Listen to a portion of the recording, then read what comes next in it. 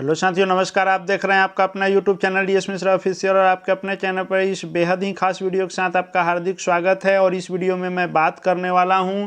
कि विशिष्ट शिक्षकों के योगदान को लेकर के जो आदेश आया था कि योगदान 1 जनवरी से लेकर के और 7 जनवरी तक योगदान करना है। तो 1 से 7 जनवरी तक जो यह समय दिया गया था विशिष्ट शिक्षकों के योगदान को लेकर के,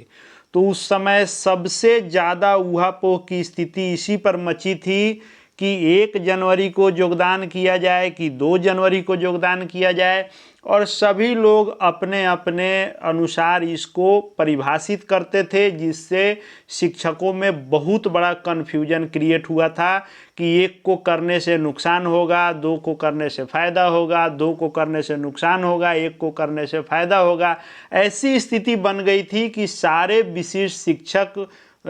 इसमें कंफ्यूज हो गए कि आखिर 1 को योगदान करें कि 2 को। हालांकि सभी लोगों ने बाद में अपने अपने अनुसार अपने अपने स्वविवेकानुसार डेट फिक्स किया और लोगों ने योगदान किया।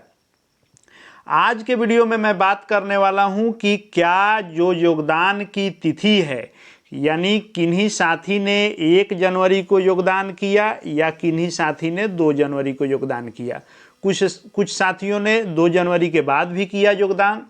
तो क्या इस योगदान तिथि से जो यह विशिष्ट शिक्षकों के वेतन निर्धारण की प्रक्रिया शुरू हुई है, एक तरफ विशिष्ट शिक्षकों का प्रान नंबर जनरेट करने की भी प्रक्रिया चल रही है, दूसरे तरफ विशिष्ट शिक्षकों के पे फिक्सेशन का कार्य भी शुरू हो गया है। कई जिलों में इसको लेकर के पत्र निकल गए हैं और प्रक्रिया शुरू हो गई है। तो क्या इस 1 जनवरी और 2 जनवरी के योगदान तिथि से इस फिक्सेशन पर कोई फर्क पड़ रहा है या क्या इसका असर इस प्रपत्र के अनुसार पड़ रहा है, इसको देखने समझने वाले हैं हम लोग। तो वीडियो आपके लिए महत्वपूर्ण होगा, अंत तक मेरे साथ बने रहेंगे, सभी चीज़ों पर हम लोग बात करेंगे। और यदि चैनल से अब तक नहीं जुड़े होंगे तो चैनल को सब्सक्राइब करके बेल आइकन को प्रेस कर लेंगे, ताकि आगे भी विशिष्ट शिक्षक से संबंधित एवं शिक्षा विभाग शिक्षकों से संबंधित हर महत्वपूर्ण वीडियो आपको यहाँ देखने को मिलते रहें। जो साथी हमारे रेगुलर व्यूअर हैं उन्होंने वह वीडियो देखा होगा, तो आपको याद होगा कि मैंने भी विशिष्ट शिक्षकों के योगदान को लेकर के कई सारे वीडियो बनाए और मेरी कोशिश थी कि लोगों के बीच के कन्फ्यूजन को दूर किया जाए। और आपको ये भी याद होगा, आपने उस वीडियो को देखा होगा, और जो साथी जो हैं नहीं देखे होंगे वे जा करके अभी भी उपलब्ध है प्लेलिस्ट में, आप देख सकते हैं कि मैंने उस समय क्या कहा था। और मैंने ये कहा था कि चाहे कोई भी विशिष्ट शिक्षक के रूप में 1 जनवरी को योगदान करें या 2 जनवरी को योगदान करें या 7 जनवरी तक योगदान करें, फिक्सेशन जब होगा तो कभी भी विभाग अंतर नहीं करेगा कि 1 जनवरी वाले को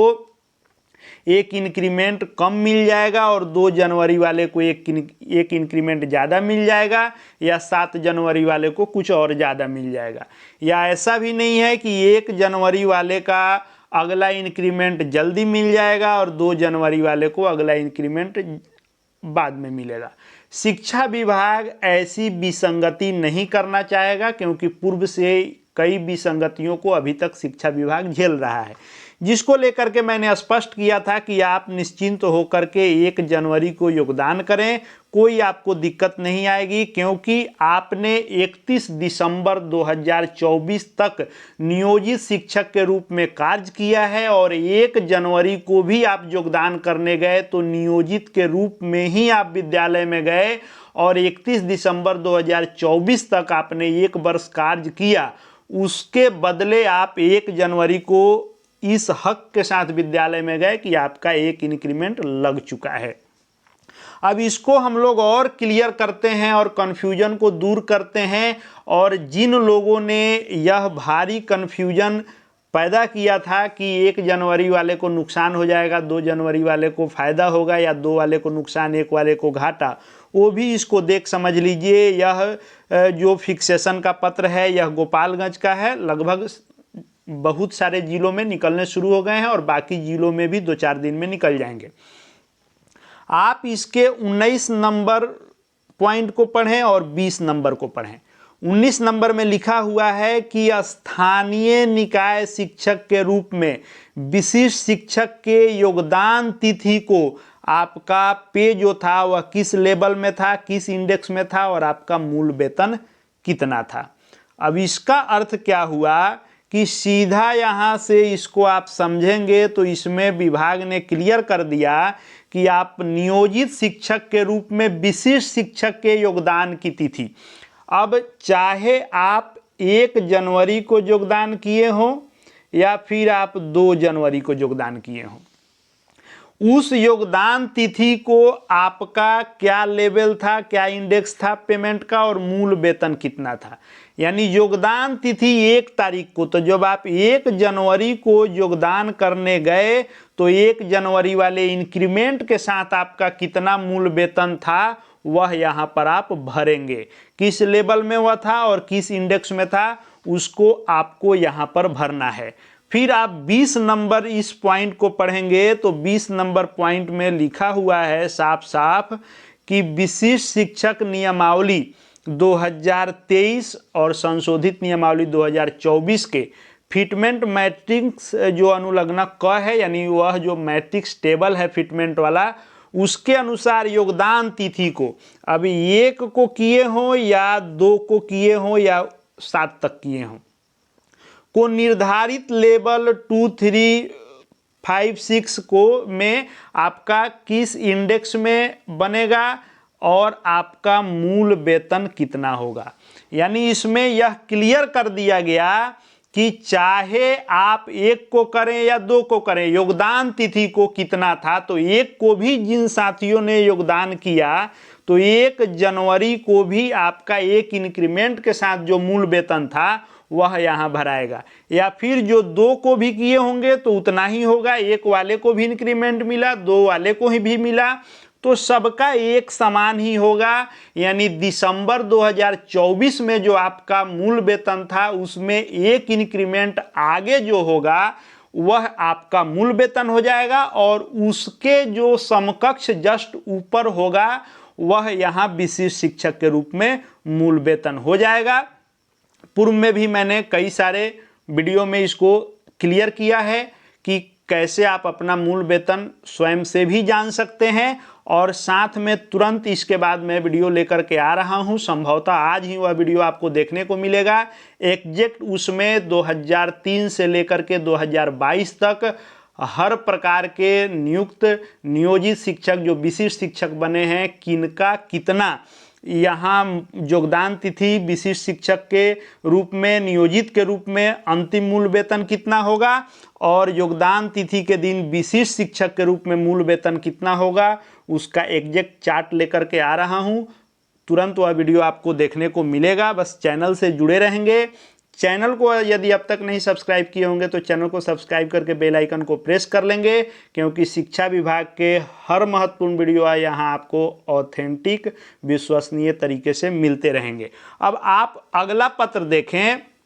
जो यह दरभंगा जिला का है, तो दरभंगा जिला के भी इस पत्र में वही बातें लिखी गई हैं कि स्थानीय निकाय शिक्षक के रूप में विशिष्ट शिक्षक के योगदान तिथि को, यानी आप 1 तारीख को जो योगदान किए उस दिन आपका नियोजित शिक्षक के रूप में कितना मूल वेतन था।